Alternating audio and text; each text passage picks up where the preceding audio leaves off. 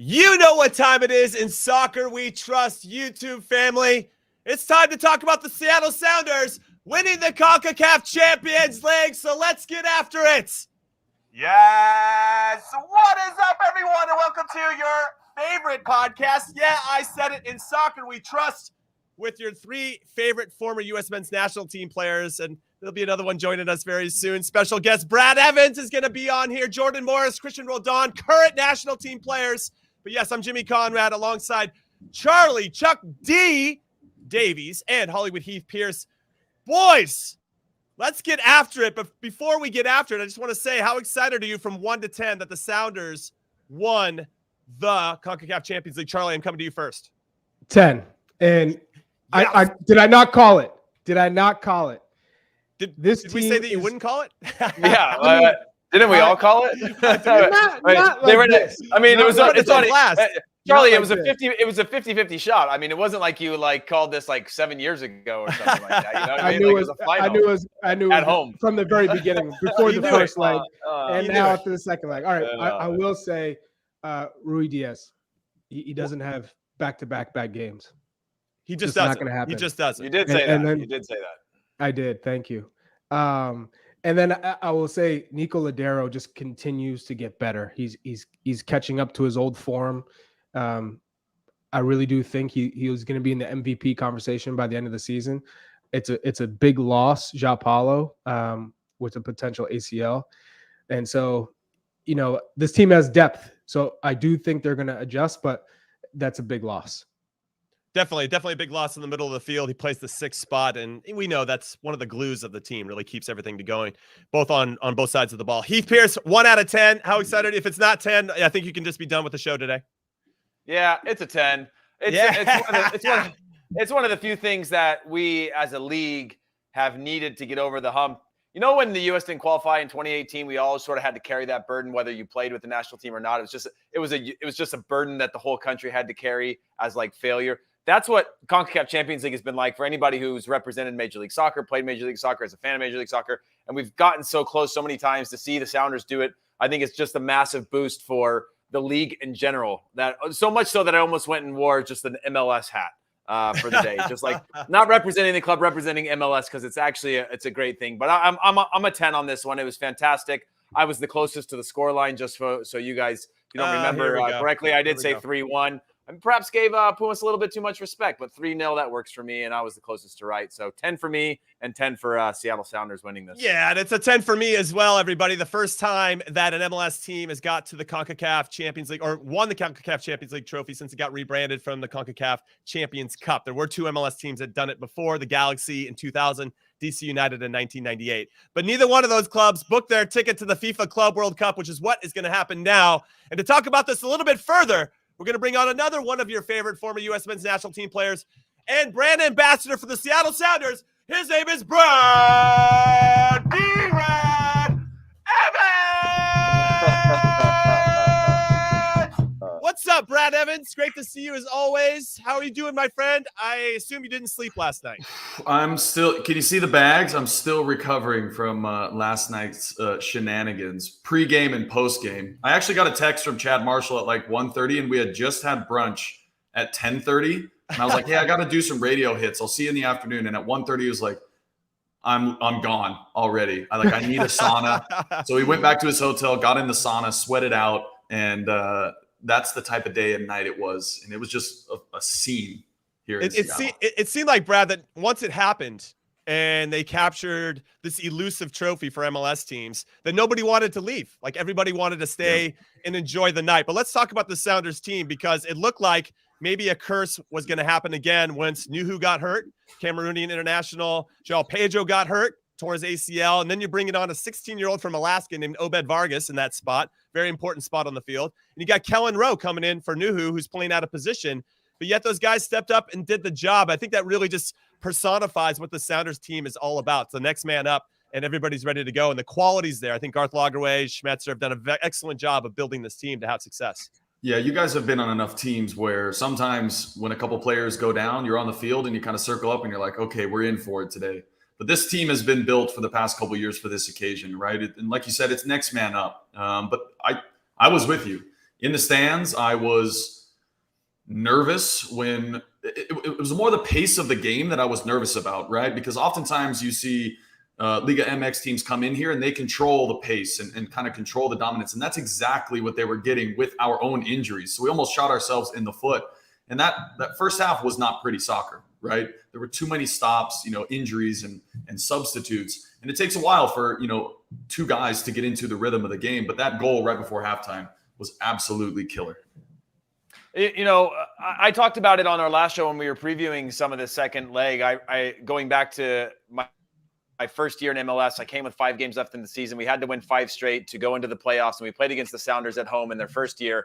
And they pretty much played us off the park. Just the atmosphere, the fans, the pitch, everything that plays into the advantage of playing in that. How much do you think that was a factor, getting that second leg at home versus perhaps having to play that second leg away? Yeah, massive. It was so big. You touched on it, and I don't think people understand how difficult it is to come into Seattle and play the way that you want to play. And most of that is due to the pitch, right? Like most teams are used to playing on grass day in, day out. But when you come to Seattle, it's wet turf. The ball and the bounce it's unpredictable for most teams that come in here. And there's only one team in Mexico that has a turf field, and that's Tijuana, right? So they only play on grass down there. And then you got to come in here with the crowd. I think 8-0-2 now in crowds above 65,000. So yes, the proof is in the numbers that the crowd matters. But you're right. It is a difficult place. I mean, we play Salt Lake, right, in their heyday, in their tiki-talk, right, in the 4-4-2 diamond. And they come in and they're missing passes, rolling out of bounds, overhitting passes. So there is something to be said about the field, and we were very, very fortunate to have that, game at home. But that's a testament to the work that the guys did in the previous rounds, also to get that advantage. Brad, I want to talk about Brian Schmetzer because you've seen him as an assistant coach. You were there when he had made the transition as the head coach. Doesn't get a lot of credit. Won a couple of MLS Cups without Ziggy Schmidt on his own, and now Concacaf Champions League, the first to ever do it in Major League Soccer. What is it about him that he's got this team playing at such a high level and winning trophies? Yeah, I think, there's 2 parts to that. And I think if Schmetz came into this league in Major League Soccer as a, 30-year-old guy, and we saw this change in a team and a kind of a change in a winning culture that he had brought in since, taking over a crap team in 2016 and winning a championship, I think we'd be having more conversations. But the fact that he's viewed as like just this old guy that knows the roots of Seattle and, pushes his glasses up and tinkers with a few things. He doesn't get the credit that he deserves, because what he's been able to do is, it's been unmatched in the past couple of years, since 2016, since he took over. And to have this one underneath his belt, he has to be in the conversation, at least in the past 10 years, as one of the best MLS coaches. And the record proves that, the trophies prove that, and obviously this last trophy does too. The consistency is huge, but that's what this club is built on, is consistency. And he just has not got his credit. He doesn't do anything crazy. He doesn't project himself online and social media. He's just a man of the people, and he kind of stays in the shadows. And I think he's okay with that at the end of the day. As long as we're winning and winning championships, he doesn't need the accolades from, the higher ups. But what are his strengths? Like, you're in the locker room. If you were to sit in the locker room and you hear him talk, or you hear him break down a training or game film, what does he do that's so well? That So that's the weird thing. Like there isn't anything that he does where you're like, oh, okay, now I know how to play soccer.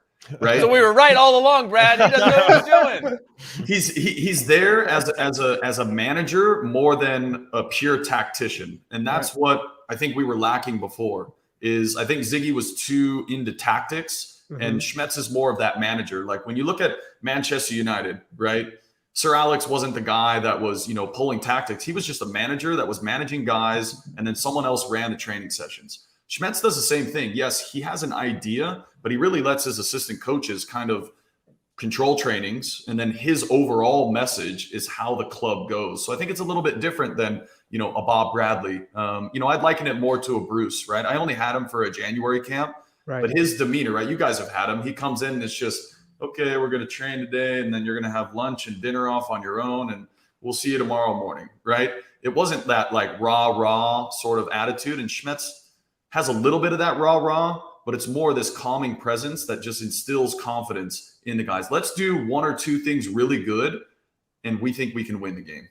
Yeah, I think there's a trust there that I think Bruce gives you as a player, whereas playing under Bob, I felt like he didn't think we were adults, that we couldn't handle ourselves, that we, at least with the national team, and that always, in some ways, we don't have to get into this too much, but it always put me off. But I was a grown-ass let's man. get into it, Jimmy. Let's get into it. I was a grown-ass man with a wife and kid, and like have a curfew felt a little bit insulting. So I just wanted to throw that out Jimmy there. had a bed check back at. Yeah, but Bruce, he just trusted you. Like if you weren't going to take advantage of this opportunity to be with the national team, then you basically eliminated yourself from being someone that Bruce can trust when it matters on the field. And so I really appreciated that approach as opposed to what my experience with Bob. But with regard to Schmetzer, I feel like he falls into that same camp, and he gives you that trust. And if you don't take it, then he's just going to move on to the next player that will. And I think it's a testament to the types of assistants that have come out of there, because we have Pineda's at Atlanta now. You got Ezra Hedrickson, who's over at Chicago, and you can see what they're developing, not only on the player side, but also on the coaching side. But let's talk about the consistency, Brad, because you've been around as a player with the Sounders and now in your role as an ambassador for the club. How they've had this consistency, because they've been in a lot of MLS Cups. They've won a lot of Open Cups, a Supporters Shield, and now a Concacaf Champions League. That isn't by accident. A lot of other clubs are striving for that. But when you look at how they're building the roster, it's really solid. And now I feel like we're seeing a nice mix of youth academy players and nice signings from overseas and signing good MLS guys like Albert Rusnak from Real Salt Lake, and really just building this nice, solid team that has depth in every position. Yeah, it's been the MO of the Sounders since 2009, right? Like when I signed on to the team in the expansion draft, there were, I think, like 9 or 10 players taken then, right? So you have the base of what I thought was going to be the roster, but then you show up in a preseason camp and more than half of the USL team is there trying out, right? And that was a product of Adrian and Schmetzer saying, we already have a culture here. We already know that we've won in USL. Now, how can we take this to the next level? Let's use the tools that we have here and build a real spine around moving this club forward for the next 10, 20 years. And so we had, Taylor Graham, Roger, Zach Scott, Sebastian Letou, Chris Islander, right? Guys that were proven champions in USL, and then sprinkle in Ozzy Alonso, myself, Nate Jaquil, guys that have, had some success, but at a young age in Major League Soccer. And you've seen that over the past 10 or 12 years, right? You saw Ozzy here for a decade. And then you bring in Gustav Svensson, right? A national team player. Now João Paulo, he's unreal, right? And it's so unfortunate to see him go down. But then Obed steps in and the team doesn't miss a beat as a 16-year-old. It's wild. So they've been able to keep a good core group together. Winning cures everything. You guys know that. So we haven't had that full explosion of a roster like most teams have. And 2016 was such a pivotal time because the Sounders could have said, we're going to go in a different direction and we're going to hire some coach from overseas. But what happens is they come in and change most, if not all, of the technical staff, some of the front office, right? The training staff, the whole culture of the team changes. And that's not what needed to happen. We just needed a jolt and to get some fresh blood in. And Schmetzer provided that. And so we were able to carry on with a core group of guys. And that has, and will continue with these academy kids that have shown tremendous value. Will continue until something crazy happens. But I just don't foresee that with this club. Brad, you said something earlier about, obviously we were talking about Schmetzer not getting enough attention, and you started with if he was a 30-year-old coming in, and I think we're all caught up right now within the league of, even in the global game, of the young player and the young manager being sort of the thing we focus on. Do you think Schmetzer would be or should be a candidate for a national team job at some point, considering, his experience, his ability to work with a number of different players from different backgrounds, bring them all together, also has just a different approach? Do you think that would be something that would be attractive to him? Because he's never been part of any of those conversations. But if you look at his track record, you're kind of like, man, this guy should be able to pick any job that he wants. Yeah, it's a great question. I mean, I think that would be on Schmetz's radar. And I know that he's thought about that. You have to, when you're a manager that's done what he's done and you're looking around like, okay, where do I fit into this picture? And he probably thinks about it every single day, I'm sure, deep down inside. And I think he could be in the conversation for a national team job, but I'm not sure he understands really what the undertaking is of that role as a whole and what, U.S. men's national team and U.S. soccer is trying to do. For me, it used to be like, okay, a coach can live in LA, you guys live all over the place, and then we convene for, a week or two, and then you go off and do your thing. I think Schmetz would like the consistency more of an MLS job than a U.S. men's national team job. I think he likes being in it every single day, and he's better when he has his group of guys all the time, and he can build that versus having to plug and play sometimes with guys that maybe he's never seen before. So I think that's a massive undertaking. Conversation, yes. Why would you leave the Sounders of course, a national team job is great, but why would you leave the Sounders unless something wild happens? This is where you want to be. It's a destination. Talking to what about abroad? What about another club team job that could be another challenge where, I don't mean in MLS because it'd be tough to find anything better than what the Sounders setup is, but another type of challenge, or is Leeds United? Yeah. No, he could be like I also think he could be a national team coach of, let's say, a different national team. Jamaica.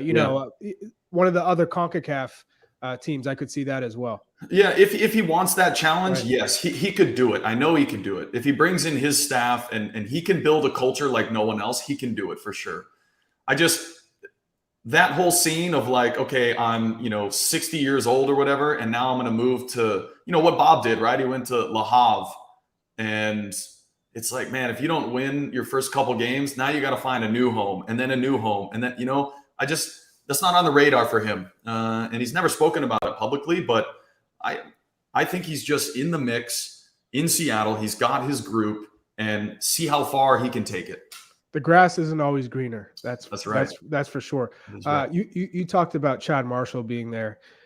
Were there a bunch of former players, and has the culture stayed within? Like, you see other MLS teams, they leave the club and it's done. There's no communication. There is no one brought back to games. It seems like you're still part of the family. Is that fair to say? Yeah, that's fair to say. I think we can always do a better job of keeping our former players, especially those guys that did, the majority of the work for the club, always involved. I'd like to see more roles of like an actual alumni, coordinator. Dante Washington does a good job in Columbus with that. We get emails on the regular for anyone that's played. Hey, come out and check out this game. We got, an appearance and let's just hang out together. So I think the Sounders could do a better job of that even. When the big games show up, yes, there's always communication between, the front office and especially 2019 MLS Cup, right? Those big games where everyone came in. We can always do a better job, but yeah, for the most part, we try to keep everyone, engaged as much as possible. And, this one was sending out a text to everyone that's ever played. Like, let's do a good luck video for all the players. Right. So we can do a better job. But we're doing okay with it, I would say. Okay, Brad, I got to hit pause really quick because we have another special guest joining us who was just on the field for the Concacaf Champions League final, representing the Seattle Sounders, also represents the U.S. men's national team. His name is Jordan Morris. What's up, J-Mo? I just blew out your eardrums, but it's worth it. Congratulations for winning the Concacaf Champions League. We have been pining for that for I don't know how long, and you're representing not only the Sounders, but all of us in MLS that are super excited. Thank you for joining us today. How are you doing, my man? Yeah, thanks, man. I'm doing great. Yeah, you living the dream. Everything's good. Actually, I'm going to pass the mic over to Brad Evans. Brad, do you have any special questions? Yeah, Jordan North, before we let you go. Like in true Jordan fashion, like everyone was celebrating, and then he just like kind of walks around and just, all right, where's my family? I'm ready to go home. I'm ready to go eat food and sleep and just hang out with my dog. We didn't see you in the locker room though, and there were a couple photos and some snippets. But walk us through the locker room after that game. Yeah, it was great, man. It was a classic celebration, and everyone was happy, having a great time, and it's just such a good group of guys. I think that's what makes us successful, honestly, is we have a great locker room and guys that are just going to work and fight for each other, and you see that come out on the field. So whenever you get to celebrate with a group of guys like that, it's super special. All right, go ahead. Quick, I just need him to walk through this goal. Do it. Yeah, the second goal, the buildup, and what you guys were feeling. Pressure from Pumas, because in the stands, I mean, we were sweating, but that goal just unlocked everything. For sure. I mean, I think we knew that when we scored in the first half, it was big, but we knew that they were going to come at us in the second half, and we'd have to withstand some pressure. But we also knew that there would be space on the counter to exploit, and I think you saw that on the second goal. I think before that, you were right. We were under a lot of pressure. They had the ball in our half lot. We were defending, and we defended well as a team. And then, they left a little bit of space in behind, which we were able to exploit. And then you give Raul a chance from there, and he's gonna bury it. So he's so clinical. So I think we knew that those chances were gonna come. We just had to be, defend well and then exploit them at the right time. I love that little pass by Nico Ladero, too, to set up a first-time hit by Raul Ruidiaz. I mean, he is a special, special player. Now, before Brad Evans completely takes over our podcast and makes it his own, we want to give a shout-out to Brad Evans. Thank you for coming on the show, B-Rad. We appreciate you. Keep being the awesome human being that you are. We look forward to having you on again very, very soon, Brad. See you, boys. All right, take it easy, Brad Evans. So, J-Mo, question from me then. I just assume there's going to be an emotional drop-off. Like, how do you – that is like you hit the peak of your season super early into your MLS season, but I saw that Brian Schmetzer said afterwards, well, we have to focus on Dallas on the weekend, and he will never celebrate. Schmetzer never celebrates. But how are the players going to kind of refocus? Because obviously you want to get going in MLS as well. Yeah, definitely. I mean, I think we're enjoying it. We enjoyed it last night and today, and we take that time and look back on what we accomplished, because it's a huge accomplishment, and we're all incredibly proud of what we did as a team. But yeah, we know we haven't started out quite as well in MLS play, because a lot of the focus was on winning this tournament, and so we know that's really important to us as well, and we need to kind of get back on track, and hopefully we can start that this weekend. For JMO, for you personally, has this been a goal that you wanted to accomplish in your career? Was it something that you saw as an achievement? Obviously, for the club, you're building what I mean. I can say it fundamentally. A dynasty has been built out of the club, and it's a very young club. Was this something on that radar as well of needing to prove yourself against Concacaf, or was it just another thing to compete for?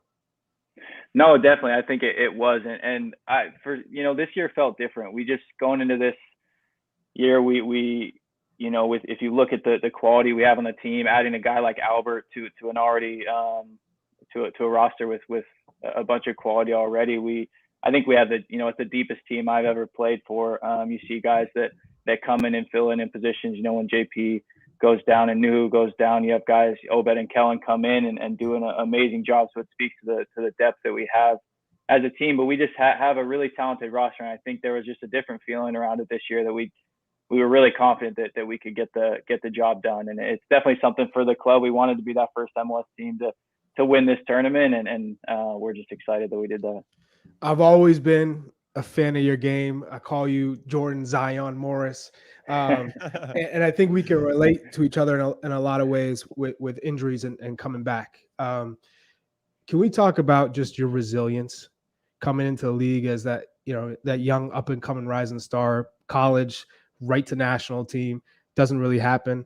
This build up, you get your move to Swansea and you have this injury. Now this build up, going to the World Cup is right there. I know that's got to be pushing you, and you're still not quite yet back to that form that you were in prior to the injury. How do you go about every day, and what's that preparation like mentally and physically? Yeah, definitely. I mean, I think going through last year, going through the rehab process, playing in games like this is kind of what motivated me to get back. So I think knowing that these moments were ahead, getting to play for trophies, having the World Cup at the end of this year, trying to be a part of that group, get back in with the national team. That's what motivated me last year to get back on the field and have moments like this. And I think, yeah, it takes a little time to come back. And I remember I was thinking about it a bit. I feel like coming back from the last one, I really, really started to hit my stride kind of late summer maybe, or, summer after Gold Cup. I kind of started feeling like that's when I really started feeling back to myself, and I feel like I'm farther along this time ahead, but not quite back to where I was before the injury. So there's little things that I know I need to keep working on every day to keep getting better and keep getting back to that old form. But yeah, I mean, like I said, playing in games like that, winning trophies, it's what motivated me last year when I was going through that process. So it just feels great to be back. Now, Jordan, I know that you like to play golf, and I'm sure that's a good way to balance all the pressure that you have to deal with on the field and as you prepare to be on the field and everything that you'd went through. How much golf are you going to be playing now? Is Schmetzer giving you guys a little bit of a break here to kind of relax because of all the energy you put into making this special run? I hope so, man. I hope so. Trying to get out on the course. I don't know. For me, golf, it's definitely relaxing, but I'm not good enough yet so it's still pretty stressful. What do you at shoot? times and frustrating. Man, if I'm around 100, I'm happy. I'm like 105 around there. So Okay, you and me on the same. Okay, I'm not great, like bro. I'm not great. I can hit a couple good shots, and it brings me back for the. I'm like, oh, okay, I'll just do that next round, and it just never happens, obviously. But it's a great game, and it's a fun way to kind of, de-stress outside of soccer. Jordan, now, talk to us a little bit about your charity, and for those that don't know, or maybe you're just tuning in or sort of on the adjacent side of soccer fandom, sort of why you have this charity that you have and what it means to you. Yeah, so I'm a type 1 diabetic, and when I was growing up as a kid, I would always look to other diabetics that were playing, not just soccer, but professional sports in general, and use them as inspirations, kind of, if they can do it, why can't I? But I was never able to speak to them or hear their story or anything like that. So when I turned pro, I made that a big goal of mine to just have outreach to young kids living with T1D and be able to hopefully give them some inspiration and some hope, and really preach the message that type 1 can't hold you back from getting to where you want to be. So it's been amazing. My family and I have been running this foundation now for almost 5 years, and it's really it's inspiring to me as well to speak with these kids. Well, I can tell you one thing: you are a huge inspiration. A lot of kids all over the world look up to you. One thing that I've always wondered is, you've been playing recently on the wing for a number of years now, but I know you're not blocking this out. The national team is struggling up top in that 9 position. You've had success in the 9 position. Obviously, with Seattle, Rui Diaz has kind of claimed that spot, and that's fine. But you can play there. Has that been on your mind at all, saying, hey, Greg, let me get fit and get back to my best form, but give me a shot at that position?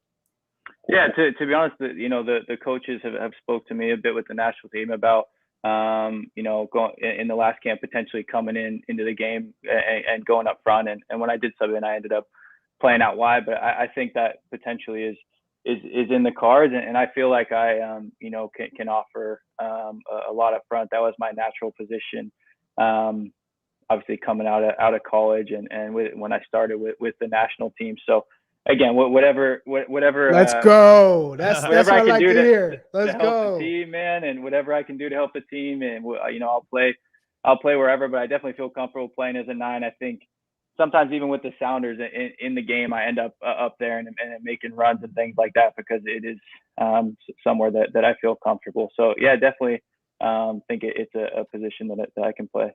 Well, from your lips, J-Mo, to Greg Berhalter's ears, hopefully we can make that happen. We'll cut this out and send it to him. But, of course, no. I don't want to take away any of your shine, but we have one of your teammates joining us right now. His name, number 7 for the Seattle Sounders, is Cristian Roldan. What's up, Cristian Roldan? Great to see you. Congratulations on winning the Concacaf Champions League. Now, I know this is our podcast, me, Heath, and Charlie, but I'm going to give Jordan the opportunity to ask you a question, Cristian, about last night's performance. Take it away, J-Mo.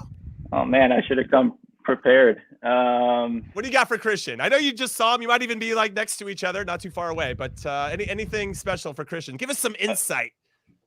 About the performance yesterday. Yeah. Sure. Like Cristian, why didn't you pass me the ball when I was wide open? One of those types of questions. What do you guys think? Was that ball he tried to play me in the second half? Was that more? You think I could have gotten there, or do you remember that one when he played a ball through and the keeper came out for it? Yeah, I mean, Cristian, you got to take a little bit off of it. That I don't trip's know. a little tricky. You know what I mean? Yeah, I try to play it to his foot a little bit hard. May have played it too far in front of him. My intention was honestly to hit his foot and let him take a touch, past the defender. But maybe in the game I was a little bit emotional, telling him, Stick out your foot a little bit more. Okay, you know? Yeah, my I would have bad, said man. the same thing. Yeah, I would have said, Yeah, Jay, "Oh, what my you bad, said? man. I thought you were faster." My That bad. was my fault. Yeah, Yeah. exactly. All right, I'm with Jordan. I'll be like, man, play to my Yeah, feet. exactly, bro. All right, so do this for me, J-Mo, before we let you go. We appreciate your time and congratulations again. What's your Thank favorite you. part about Cristian Roldan's game? He never stops. I think he's a guy that is always works for the team, incredibly selfless, and I almost said selfless. And yeah, he just has an unbelievable engine. So he brings so much to our group, and we're lucky to have him. All right, now, Cristian, let's just pretend that J-Mo's not here. What's your favorite part about J-Mo's game? And be honest. For me, it's his ability to change the game with his pace, but his timing.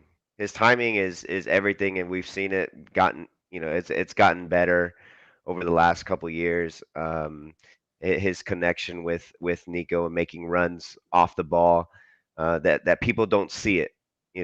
People don't get to appreciate the amount of runs that he makes, and sometimes he gets the ball and sometimes he doesn't, but it creates so much space for guys like myself and Nico in the pockets, and really, just his selfless running, helps our team so much. So I appreciate you, Jordan. Listen, Hey, thanks, bro. I'm feeling all warm and fuzzy inside. I know, Just me reading too, these man. guys getting after. Well, Jordan, thank you so much for your time. Yeah, Hopefully, you thank get you, on the man. golf course and make sure you hit them straight. I heard that's a good tip to have when you're playing golf. That's the tough part for me. But thank you guys, appreciate it. Have a Jordan good one. Morris, everybody. All right, let's focus on Cristian. Cristian, congratulations. How important was it for Seattle to win this competition and to be the first MLS club to win the Concacaf Champions League? Because you guys have been circling around it for a while, obviously had domestic success, but this is a very big deal, my friend. Yeah, no one can take this away from us, and I think that's the beauty about making history. We're obviously extremely grateful for the support that we got. I mean, without our crowd, each and every home game in CCL, uh, you know, we're not winning the final without them. So, number one, grateful, and no one can take away that bit of history, and it's extra special being the first to do something. All right, Cristian, I got a question for you. You're obviously part of this contingent that within the national team, and I spent, I would say, the majority of my career playing in Major League Soccer. That's part of this lumped in group of players that play domestically that don't get the respect of the other players playing abroad, or some of the younger players playing abroad.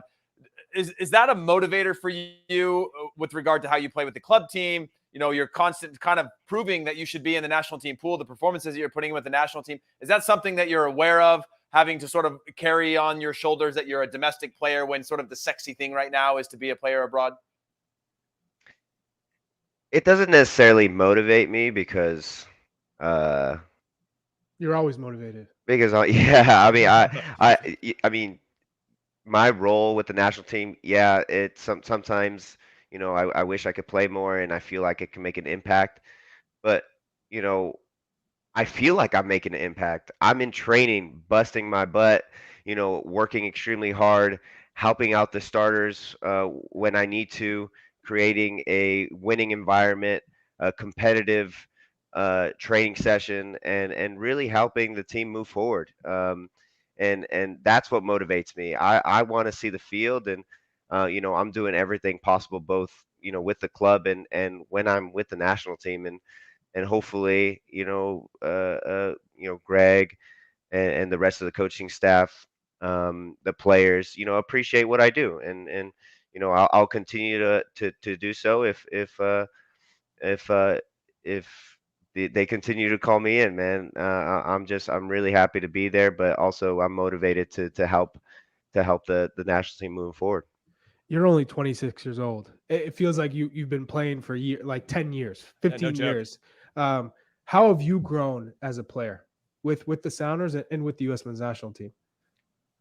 Yeah, I had an interview the other day, I think, and I talked about this briefly, was understanding my strengths and not playing out of what I'm good at. creating overloads, third man running, timing, running in behind. Those are things that I would say I'm good at. You know, maybe playing 1v1 is something that I'm not great at. So I kind of avoid those situations by creating overloads and making third man runs, early crosses. So 1-2s, yeah.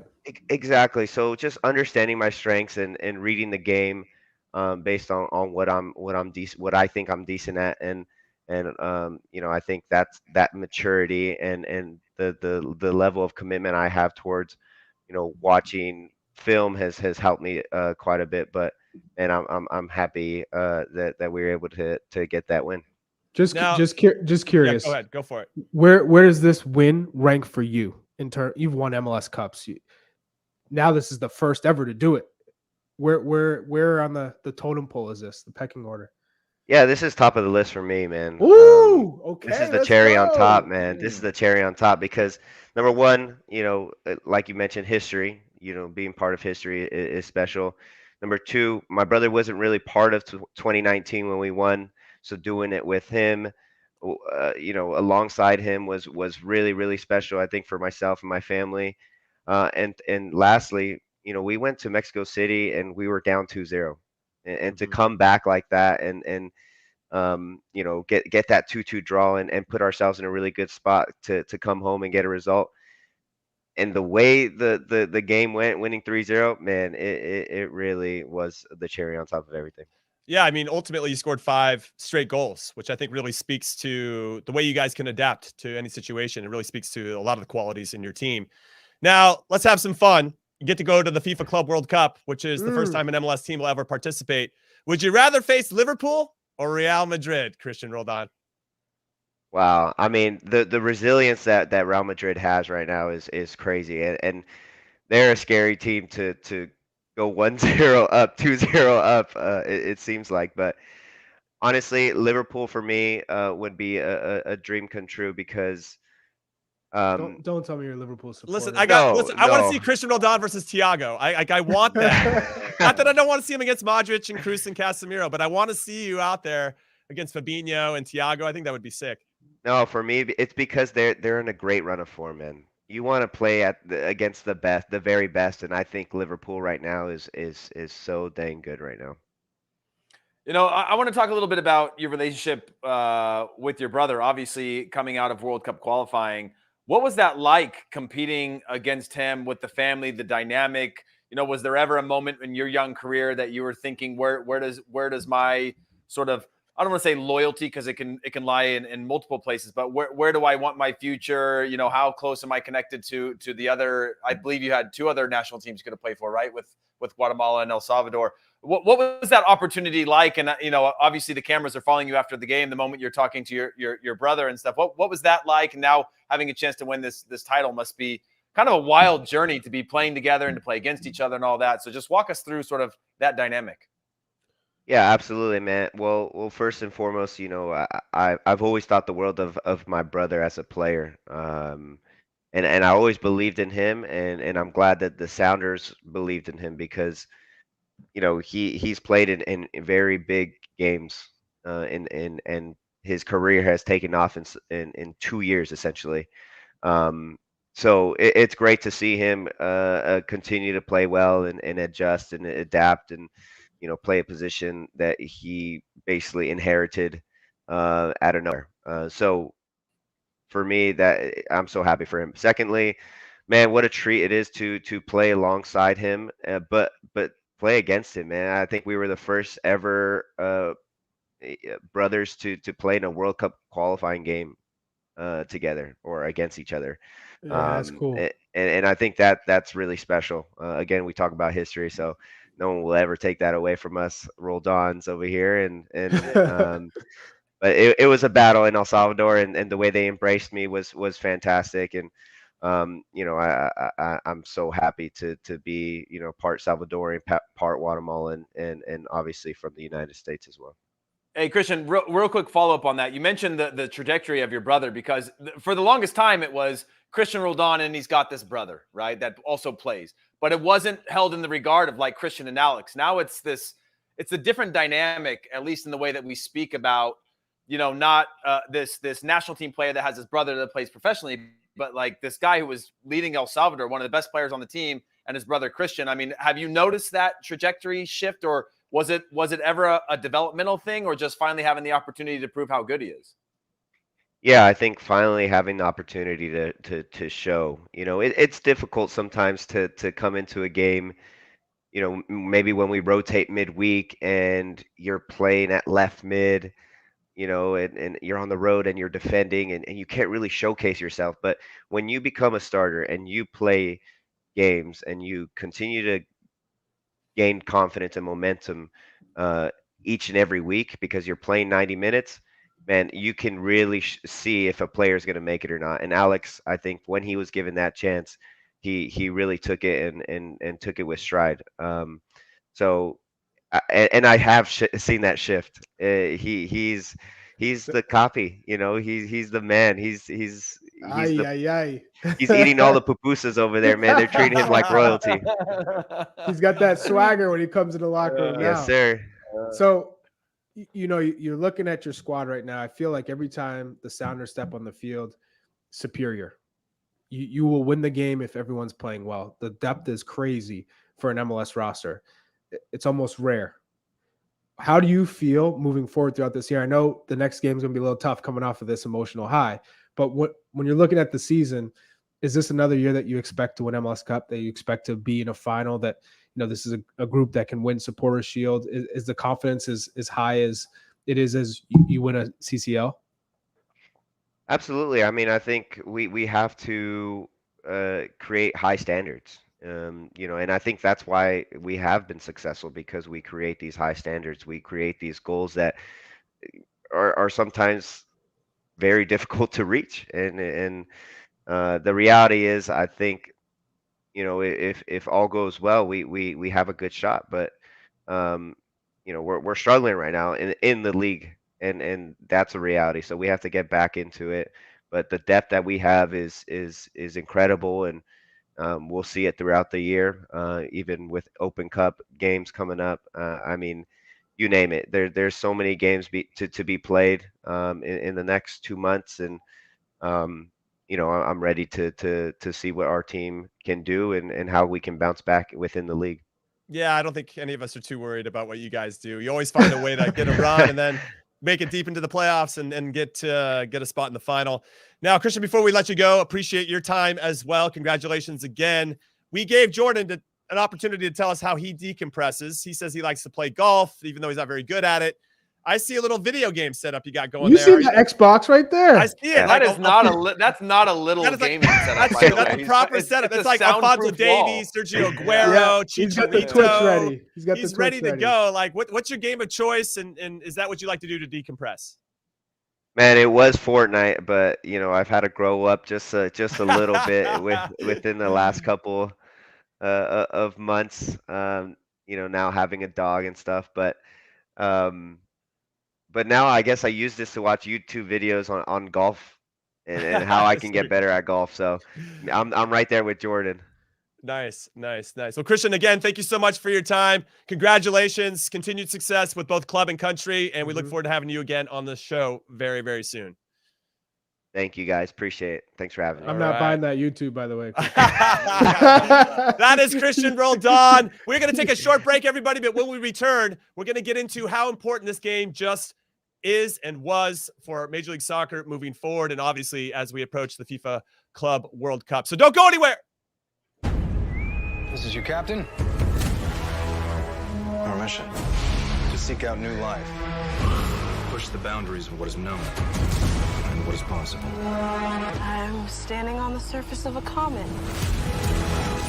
No one can know the future. One can only follow one's instincts. This crew can do anything. Let's show them what you got.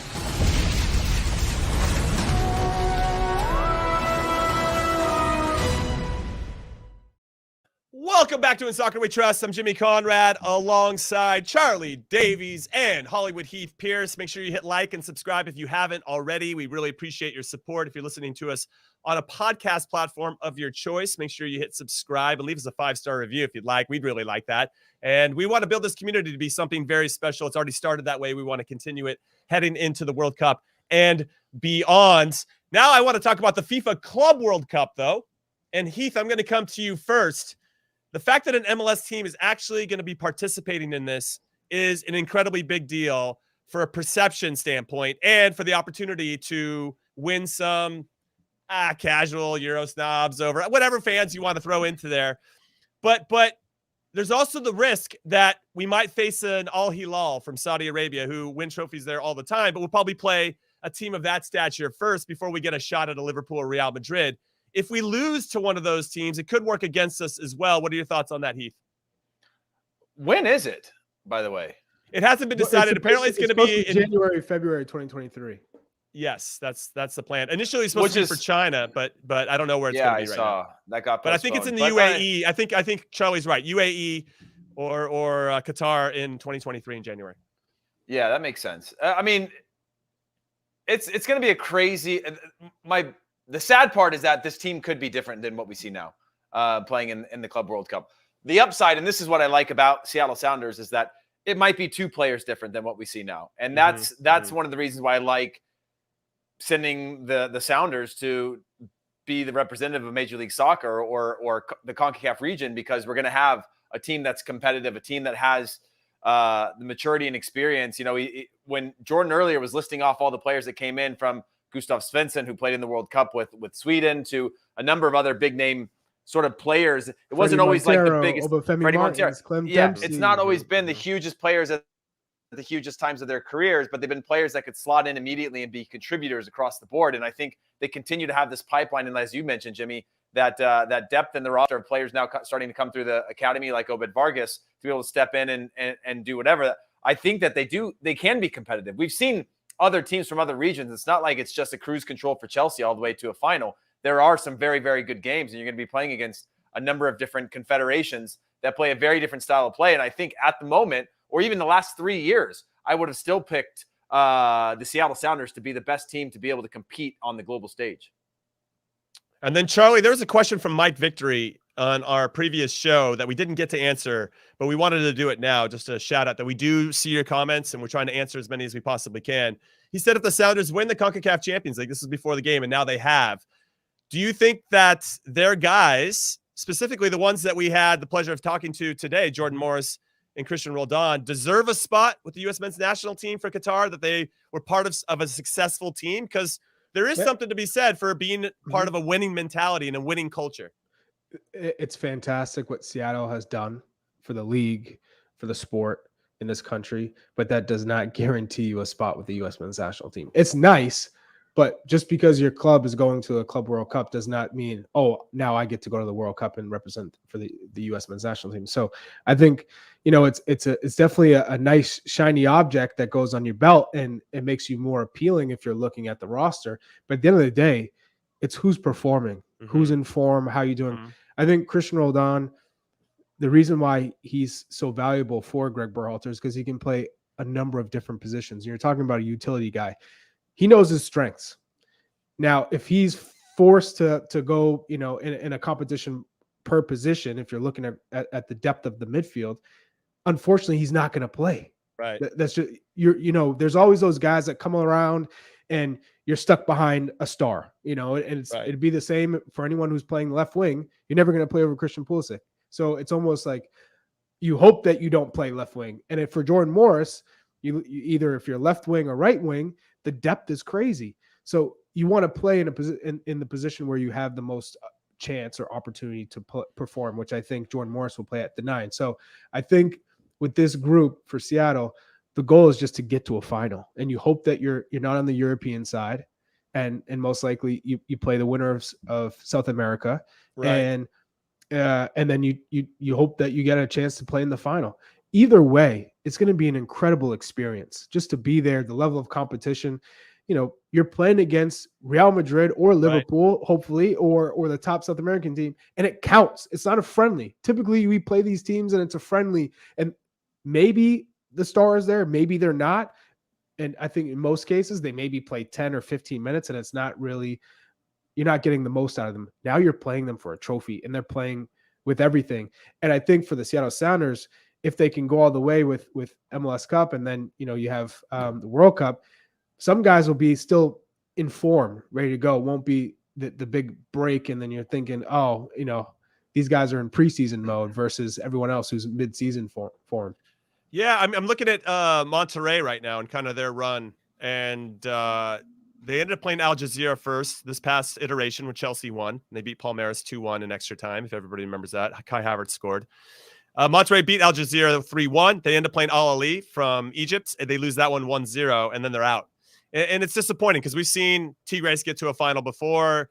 There's going to be a couple games they're going to have to scrap. Now, just so everybody knows, there's been a lot of talk about the FIFA Club World Cup being expanded to 24 teams. But it's being reported now that that's not going to happen for another year and a half. So I think that's fortunate for us, because I was bummed last night after the Sounders won, going, oh, now they're going to expand it. Now there's 24 teams, and we maybe won't get that crack against a Liverpool or Real Madrid or whoever it is. And now with only 8 teams still, they've got a good chance of making that happen, Heath Pierce. Now, to your point about the style and the certain players they have to sign, again, I agree with you that the Sounders have the pieces in place. I mean, they have a goalkeeper that knows how to make the timely save. We haven't even talked about Stefan Fry, but he made some clutch saves last night. They have a ton of experience. Yeimar back in the center back position has been excellent. Arriaga, excellent. JP, the number 6 that tore his ACL, he should be back hopefully by January. Maybe not. Maybe that's too soon for an ACL tear. But they've got these pieces that I think, of all the teams in MLS that I think I would want representing us at the FIFA Club World Cup, I don't know if I could pick another team outside of Seattle. And I know that's going to make their fans insufferable. And all the other teams in MLS are going to end up rolling their eyes, even though they're probably pretty proud an MLS team got there. But what do you think the realistic expectation should be, Heath, of what we should see from the Sounders in this competition? It's tough to say, but I just go back to a couple years ago when LAFC were breaking all kinds of records and faced the Sounders in the playoffs. And the Sounders, they weren't up for this whole outplay us, control the flow play. They were willing to play ugly. They were willing to foul, disrupt play. There was just a maturity to the game that Seattle never looked shook. And they just punched LAFC in the face a couple times, and then they just said, okay, now what are you going to do? And they just have that experience and that ability. You just talked about Stefan Fry. If you go back over the last 7-8 years of his career, you just look at all the crucial experience that they have in so many positions of leadership in this team, that when I think about them playing against a foreign opponent in a game of consequence, I see a very composed squad that's not going to get shook or pulled out of places or where they fall apart. There's just a standard that's been set in that team of maturity, a system, and they're just really hard to play against. So I don't see why they can't be competitive. Now, talking about winning it, who knows? But at least they're not going there as this super underdog that people are going to be like, oh, just happy to be here. Like, they can be competitive in the Club World Cup. Honestly, I'm buzzing. And as much as I'm excited for the World Cup in December, the fact that we'll have the FIFA Club World Cup happening a month later is going to be pretty special. And I'm kind of curious, though, because that's an MLS offseason, how we're going to look going into that. But I guess everybody's coming off a World Cup and a break, so maybe there won't be an advantage or disadvantage to that. Now, Charlie, question for you. I just want to get out of the FIFA Club World Cup really quick and bring it back to Jordan Morris, because you asked him a good question about that number 9 spot, and he said he already had a conversation with Greg Berhalter. Mm-hmm. Do you think in these upcoming June friendlies, this is the time to try potentially J-Mo at that spot, or are you going to try to give Haji Wright a run out there? I mean, obviously, I hope that you give Haji Wright a run, but would J-Mo be one of the iterations that you would try in one of these, let's say, 45 minutes in a friendly? For sure. And I think it was telling also that Greg Berhalter came out and said, we might not call up Ricardo Pepi and give him a mental break. A mental break. Yikes. When you hear that, important. I don't mean to say it in a negative way, but it's just like the fact that he's addressing it that way, I found interesting. Right. I mean, exactly. You can spin it any which way you want at the end of the day. You're not informed. You're not playing. You're not going to get a call up. That's usually how it works. So, I think that's a way of still protecting him and saying, hey, you just need a mental break, have a nice little vacation, get away from the game a little bit, do that off-season training and prepare for preseason. That's basically what is taking place. And not saying he's out of the picture, because it's easy to say, actually, you're not playing, you're not in form, you're out. It's a different message. And I like how he's approaching that, because you're still keeping him engaged. What I do think we're going to see is, I think Jordan Pfolk is still going to play his way in, because he's still scoring goals. And typically you give that player another chance. Right. Hopefully he gets his move to play out of Switzerland and he goes to a higher league. And then if he's doing it at that level, then you say, okay, we have to play a certain style with him on the pitch, because he's not the player who's going to make runs in behind. He's not going to stretch. So you have to change the game.